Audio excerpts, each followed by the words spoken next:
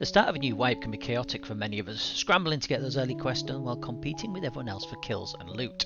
So let's look at the first 9 quests and how to get them completed as quickly as possible. Number 1. Debut from Prapor. This requires you to have 2 times MP133 shotguns to be handed in. Now you can either get these from killing scavs, or you can wait until you get to level 2 and unlock the Mechanics Introduction quest, which will give you access to Jaeger, who sells these. These guns do not need to be found in raid, making this a good alternative. I have a guide on how to unlock Jaeger, which will be linked at the end of this video, so stick around for that. Number 2. Checking from Therapist. This requires you to collect Salua medical kits, and these can be found in medical spawns on any map and do not need to be 100% durability. As long as at least 1 HP left, you can hand these in. I have a guide for all medical spawns on customs, which will also be linked at the end of this video.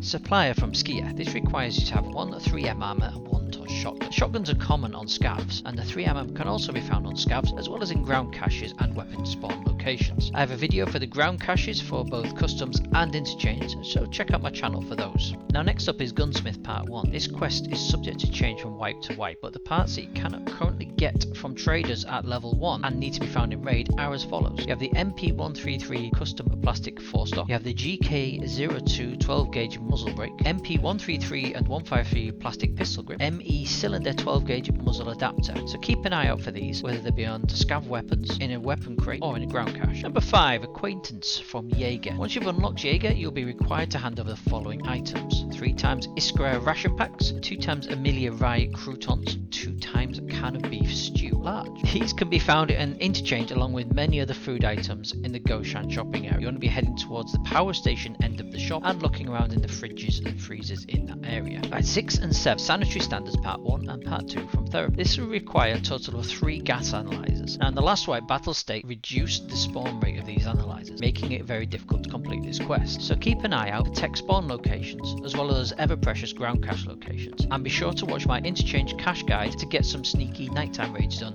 with very little risk. Number 8. Operation Aqueous from Therapist. This quest is relatively simple. You just walk into room 206 on 2-story dorms and it will complete. 206 key itself can be found in the boot or trunk of a car by the scav checkpoint on the customs map. This is also a good spawn for medical items such as Saluas. Once you have this key, you just head back to the dorms area. The key can also be found in jackets and in scav pockets. Checking from Prapor. This is one of the more infamous quests, as the truck containing the pocket watch puts you in an exposed position that can be easily camped. Key for this quest spawns in room 205 of 3-story dorms on customs. There are 2 jackets on the walls and you need to be going for the brown jacket. Once you have this key, head to the truck in the construction area on customs, open up the cab and retrieve the item from the floor of the footwell. Before you go, click here to find all the cache locations on customs, and also click here to find out how to unlock Jaeger onwards. If you found this video helpful, please hit that like and subscribe, and until next time, I'll see you in Tarkov.